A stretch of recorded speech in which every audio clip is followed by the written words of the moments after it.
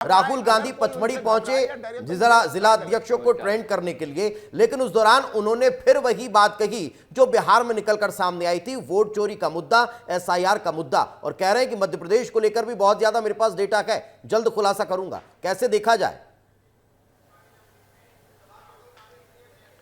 देखिए, वो लगातार इस बात को कैंपेन बना रहे हैं, उसका राष्ट्रीय स्तर पर उसका मुद्दा बनाने की कोशिश कर रहे हैं। हो सकता है कांग्रेस इस बात के लिए तैयारी कर रही है कि वोट चोरी के मुद्दे पर अगले लोकसभा चुनाव तक उसको अलग अलग राज्यों में लेकर जाए।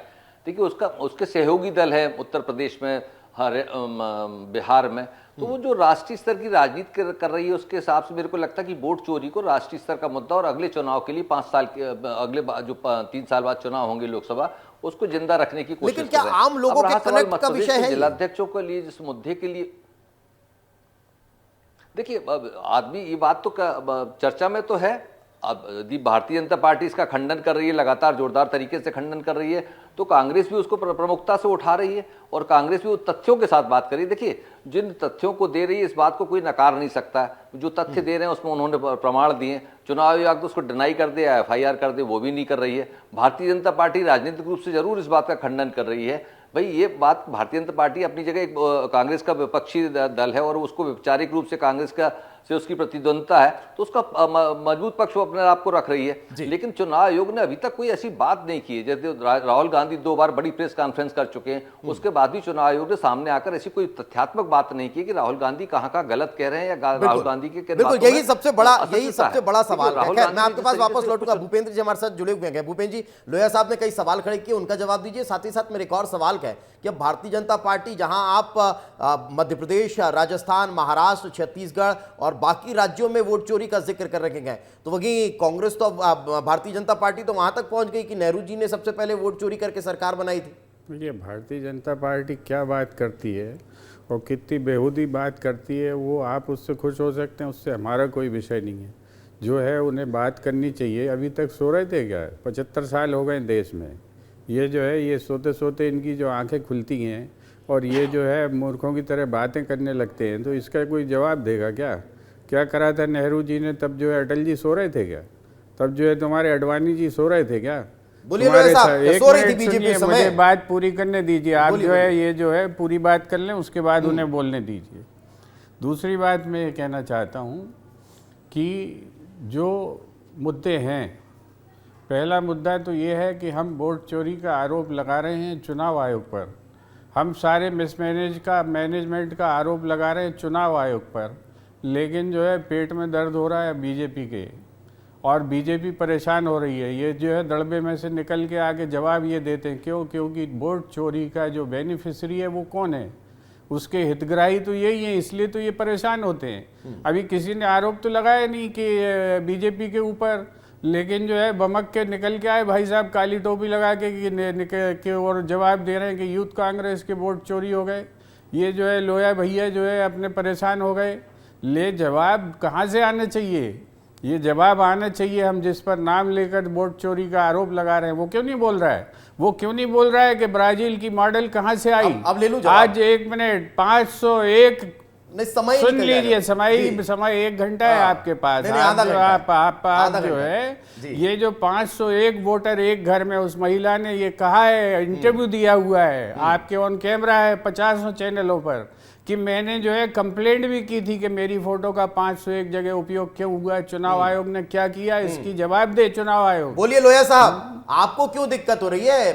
गुप्ता जी कह रहे हैं कि जब हम सवाल चुनाव आयोग से कर रहे हैं तो बीजेपी क्यों प्रेस कॉन्फ्रेंस करके जवाब देगा? पहले तो मैं एक बात आपसे फिर से कहूं, कुछ लोग संविधान की पुस्तक हाथ में लेकर घूमते हैं और कुछ लोग संविधान का पालन करते हैं। हम उनमें से हैं जो पालन करते हैं और संवैधानिक संस्थाओं का सम्मान करते हैं। कांग्रेस पार्टी के विद्वान प्रवक्ता हैं आदरणीय भूपेंद्र जी।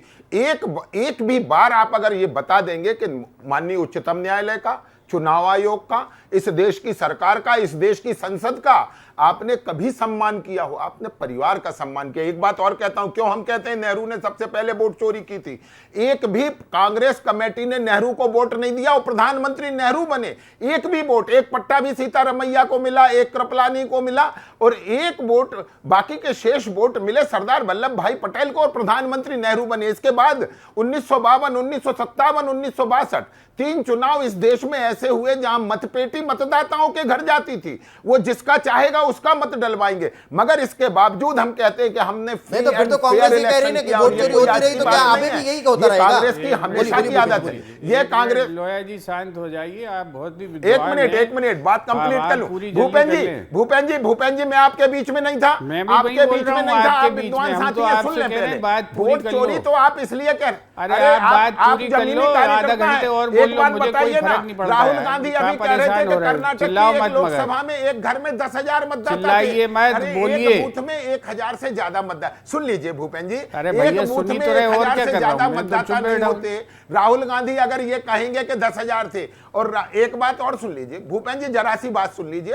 राहुल गांधी की विश्वसनीयता शून्य है, इसलिए इस देश की जनता को कोई फर्क नहीं पड़ता कि राहुल गांधी क्या कह रहे हैं। एक बात मैं फिर से कहता हूं, इस देश की मतदाता सूचियों में अगर कोई कमी है तो उसका करने का काम चुनाव आयोग का है। और फिर क्यों भागते हैं राहुल गांधी एक शपथ पत्र देने से? भूपेन जी जो सवाल पूछ रहे हैं उसका जवाब दीजिए। लोकसभा में अगर आप प्रश्न नहीं लगाएंगे जवाब नहीं मिलेगा। भूपेन जी ने जो सवाल पूछा उसका जवाब नहीं आया, जवाब नहीं मिलेगा।